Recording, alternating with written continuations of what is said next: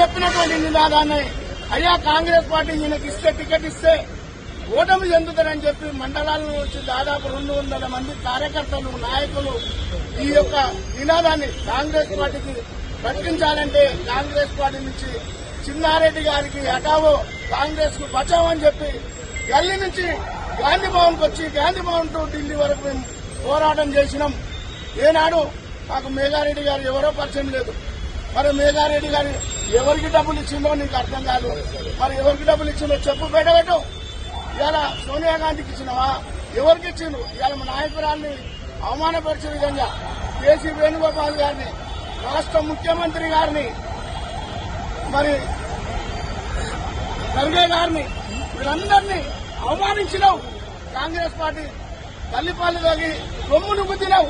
నీ బేషరతుగా కాంగ్రెస్ పార్టీ నుంచి వైదొలుగు.